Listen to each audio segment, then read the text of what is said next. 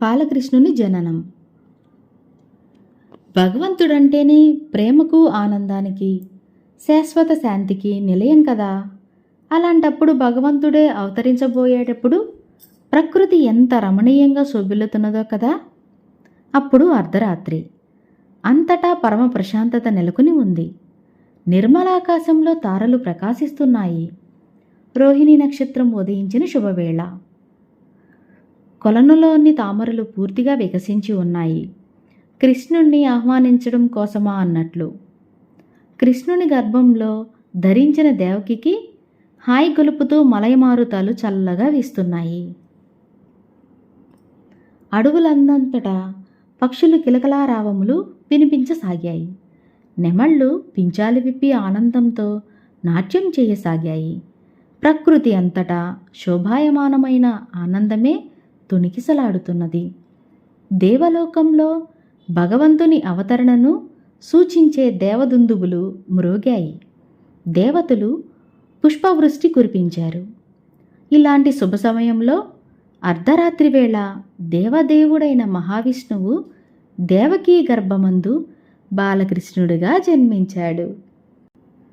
జగన్మోహనాకారుడైన చిన్నారి శిశువును చూసి వసుదేవుడు మురిసిపోయాడు. అప్పుడొక మహాద్భుతం జరిగింది.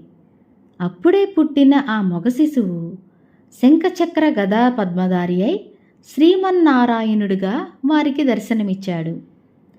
శ్రీవత్స లాంఛనము, కౌస్తుభమణి, పీతాంబర వస్త్రాలు, కనకమయ భూషణాలతో ఒప్పారే ఆ దివ్యమంగళ రూపాన్ని చూసి దిగ్భ్రమ చెందాడు వసుదేవుడు.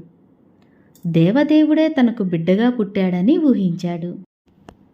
ఇలాంటి అపూర్వ రూపలావణ్యంతో ఉన్న శిశువును కాసేపట్లో కంసుడు చంపేస్తాడే అని మొదట్లో బాధపడ్డ వసుదేవుడు తరువాత ఈ శిశువు సామాన్యుడు కాడు, సాక్షాత్తు భగవంతుడే అనుకొని ఊరడిల్లాడు. చేతులు మోర్చి భక్తి ప్రపత్తులతో భగవంతుని స్తుతించాడు. ఓ దేవదేవా, అత్యంత దయాళువైన నీవు ధర్మ సంరక్షణార్థం మా ఇంట అవతరించావు. నాలో పెళ్ళుబికే ఆనంద పారవస్యాన్ని ఎలా వ్యక్తం చెయ్యాలో తెలియడం లేదు. నాలాంటి అదృష్టవంతుడు ఈ ముల్లోకాల్లో లేడు. చక్రపాణి దుష్టుడైన కంసుడు నువ్వు మా వంశంలో జన్మిస్తావనే భయంతో మాకు పుట్టిన బిడ్డలందరినీ నిర్దాక్షిణ్యంగా చంపేశాడు. నీ జనన వార్త వినగానే నిన్ను చంపడానికి పరిగెత్తుకు వస్తాడు అన్నాడు. శ్రీకృష్ణుణ్ణి కంసుడు చంపలేడని వసుదేవునికి తెలుసు. కానీ తండ్రిగా అతని హృదయం లేనిపోని భయాల్ని కల్పించుకొని బెంగపడింది. దేవకి కూడా కంసుని పట్ల భయంతోనే ఉన్నా శ్రీమన్నారాయణుడే తనకు బిడ్డగా పుట్టినందువల్ల భయం వీడినదై ఆనందాతిరేకంతో భగవంతుని కీర్తించసాగింది. నీవు సర్వ జగద్రక్షకుడవైన శ్రీమన్నారాయణుడు, ఈ దుష్టకంసుని చంపి ప్రజలను రక్షించు. వెంటనే నిన్ను నేను కంసుని పరం చెయ్యాలి. నా బిడ్డలందరినీ కంసుడు ఎలా నిర్దాక్షిణ్యంగా చంపాడో నీకు తెలుసు. నేను నిన్ను ప్రసవించిన క్షణాన్నే నిన్ను చంపడానికి పరిగెత్తుకొస్తాడు. నీ దివ్య రూపాన్ని ఆ పాపిష్టి కంసునికి చూపవద్దు. భక్తితో నిన్ను ఆరాధించే వారికి మాత్రమే నీ నిజస్వరూపం చూపించు. సాక్షాత్తు భగవంతుడు అయిన శ్రీకృష్ణుడు కంసుని చంపలేడని నమ్మలేకపోయింది. మాతృహృదయం కదా. తన నిజస్వరూపాన్ని ఉపసంహరించుకొని బాలుని రూపం ధరించమని వేడుకుంది. దేవకీ భక్తి ప్రపత్తులకు సంప్రీతుడైన మహావిష్ణువు ఆమెతో, అమ్మా, నువ్వు పవిత్రమూర్తివి. నీ పూర్వజన్మలో నా కోసం ఎంతో కాలం తపస్సు చేశావు. నీ తపస్సుకు సంతోషించి ప్రత్యక్షమై ఏం వరం కావాలో కోరుకోమన్నాను. నేను నీకు పుత్రుడిగా జన్మించాలని కోరుకున్నావు. నేనందుకు అంగీకరించి ఈ జన్మలో పుత్రుడిగా జన్మించాను. నీకు ఇచ్చిన వరం జ్ఞాపకం చెయ్యడం కోసమే నా ఈ రూపం చూపించాను. నేను సామాన్య శిశువుగా జన్మిస్తే మహావిష్ణువు నీకు బిడ్డగా జన్మించాడని నీవు నమ్మలేకపోవచ్చు అంటూ వారు చూస్తుండగానే తన రూపాన్ని ఉపసంహరించుకొని మామూలు శిశువుగా మారిపోయాడు. శ్రీకృష్ణుని గోకులానికి తీసుకురావడం. శ్రీకృష్ణుడిగా జన్మించిన మహావిష్ణువు తనను గోకులంలో ఉన్న నందుని ఇంట వదిలిపెట్టి రమ్మన్నందువల్ల వసుదేవుడు ఆ పసిబాలుని ఒక చిన్న గంపలో పెట్టుకొని బయలుదేరాడు. కానీ కారాగారం తలుపులు పెద్ద ఇనుప సంకెళ్లతో బంధింపబడి ఉన్నాయి. రక్షక భటులు ఆయుధపాణులై అప్రమత్తంగా కాపలా కాస్తున్నారు. వీరి బారి నుండి ఎలా తప్పించుకోవడం? అప్పుడే ఒక అద్భుతం జరిగింది. కారాగారం తలుపులకు వేయబడ్డ తాళాలు వాటంతట అవి వీడిపోయి తలుపులు నిశ్శబ్దంగా తెరుచుకున్నాయి. కాపలా భటులు గాఢనిద్రలో పడిపోయారు. ఆశ్చర్యంతో వసుదేవుడు ఆ పసికందును తలపై పెట్టుకుని బయలుదేరి యమునా నది సమీపానికి వచ్చాడు. అంతలో దట్టమైన మేఘాలు ఆవరించి కుండపోతగా వర్షం కురవసాగింది.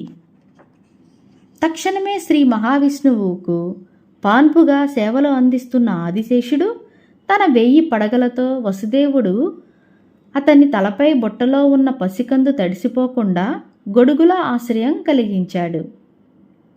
అప్పుడు మరో అద్భుతం జరిగింది. వరదలతో ప్రవహిస్తున్న యమునా నది 2గా చీలి త్రోవ కల్పించింది. భగవంతుని లీలలను తలుచుకొని ఆనందిస్తూ వసుదేవుడు గోకులంలో చేరి తిన్నగా నందుడి ఇంట ప్రవేశించాడు. నందుడి భార్య యశోద గాఢనిద్రలో ఉండటము, ఆమె ప్రక్కన అప్పుడే పుట్టిన చిన్నారి పాపను వసుదేవుడు చూశాడు. ఇంట్లోని వాళ్లంతా గాఢనిద్రలో ఉన్నందున వసుదేవుని రాకను ఎవరూ గమనించలేదు. అతడు బాలకృష్ణుని యశోద పక్కన పడుకోబెట్టి యశోదకు పుట్టిన ఆడపిల్లను తీసుకొని యథాప్రకారం తన కారాగారానికి వెళ్ళిపోయాడు. కారాగారం చేరగానే తలుపులు వాటంతటా అవే మూసుకుపోయాయి. తాళాలు వేయబడ్డాయి. జరిగిన సంఘటనలు ఎవరికీ తెలియవు. శిశువును చంపడానికి కంసుడు ప్రయత్నించడం. ఆ చిన్నారి శిశువు గుక్కపెట్టి ఏడవసాగింది. ఆ ఏడుపు విని కావలి వాళ్ళు వెంటనే కంసుడికి వార్త చేరవేశారు. ఈ వార్త కోసమే నిద్రాహారాలు మాని 1000 కళ్లతో వేచి ఉన్న కంసుడు తక్షణమే కారాగారానికేసి పరిగెత్తాడు. కంసుడు ముఖంలో కనిపించే క్రూరత్వం చూసి దేవకి సాక్షాత్తు ఆ యముడే వచ్చినట్లు భావించింది. ఆమె అతని కాళ్ళ మీద పడి, అన్నా, ఈ చిన్నారి బాల నీకు కోడలు వరుస. ఈమె ఆడపిల్లే కదా, నిన్నేం చేస్తుంది? నిన్ను చంపబోయేది మగబిడ్డ అనే కదా ఆకాశవాణి చెప్పింది. కాబట్టి ఈ పసిపాప వల్ల నీకేం భయం లేదు. నా బిడ్డలందరినీ చంపేశావు, కనీసం ఈ పాపనైనా వదిలిపెట్టు అని మొరపెట్టుకుంది. కానీ దేవకీ మొర బూడిదలో పోసిన పన్నీరే అయ్యింది. దేవకీ హృదయానికి అత్తుకున్న ఆ పసికందుని బలవంతంగా లాక్కున్నాడు. పాప కాళ్ళు పట్టుకొని ఒక బండ మీద బాధబోయాడు. కానీ యోగమాయ అయిన ఆ పాప అతడి పట్టు నుండి విడిపించుకొని ఆకాశానికి ఎగిసింది. ఆమె అష్టభుజాలతో వివిధాయుధాలతో దుర్గాదేవిగా కంసుణ్ణి చూసి అట్టహాసం చేస్తూ, మూఢుడా, నన్ను చంపడానికెందుకీ వ్యర్థ ప్రయత్నాలు? నిన్ను చంపడానికై పుట్టిన బిడ్డ ఇప్పటికే మరో చోట పెరుగుతున్నాడు. పసికందులను చంపటం మాని నీ శత్రువును వెదకటం ప్రారంభించు అంటూ అంతర్ధానమైపోయింది. అష్టభుజ దుర్గను చూడగానే దుర్గాభక్తుడైన కంసుడి మనస్సులో చాలా మార్పు వచ్చింది. దేవకి ఇలాంటి దేవదేవికి జన్మనిచ్చిందంటే ఆమె సామాన్య స్త్రీ కానే కాదు. దేవకి వసుదేవులను బందీలను చేసి బాధలు పెట్టినందుకు ఎంతో పశ్చాత్తాపపడ్డాడు. వెంటనే చెరసాలకు వెళ్ళి వారిని బంధ విముక్తులను చేసి క్షమాపణలు చెప్పుకున్నాడు. వారి పాదాలు పట్టుకొని బ్రతిమాలాడు. దేవకీ వసుదేవులు ఉన్నత హృదయాలు కాబట్టి అతడి దుష్కృత్యాలను మన్నించి వారి రాజ్యానికి వెళ్ళిపోయారు. కంసుడి హృదయం కూడా కాస్త తేలికపడింది. మంత్రులు కంసుని పెడదారి పెట్టించుట. కంసుడిలో ఒక పెద్ద బలహీనత ఉంది. సజ్జనుల సాంగత్యంలో ఉన్నంత వరకు మంచితనంగా నడుచుకుంటాడు. కానీ వారిని వదిలిపెట్టాక దుష్టత్వానికి బానిస అవుతాడు. మరునాడు కంసుడు మంత్రులందరినీ సమావేశపరిచి జరిగింది చెప్పాడు. ఈ మంత్రులంతా నరరూప రాక్షసులు కాబట్టి వారికి దేవతలంటే సహజ ద్వేషం ఉంది. వారు కంసుడితో, మహారాజా, మీ విరోధి ఇప్పటికే జన్మించాడంటున్నారు.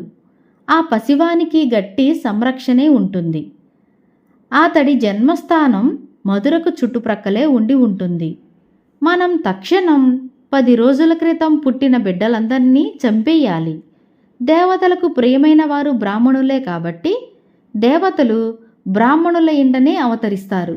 అందువల్ల బ్రాహ్మణులను నానా హింసలు పెడదాం అన్నారు. మంత్రుల ఈ దురాలోచనల వల్ల అతడిలో ఉన్న కాస్త మంచితనం మట్టుమాయమైంది.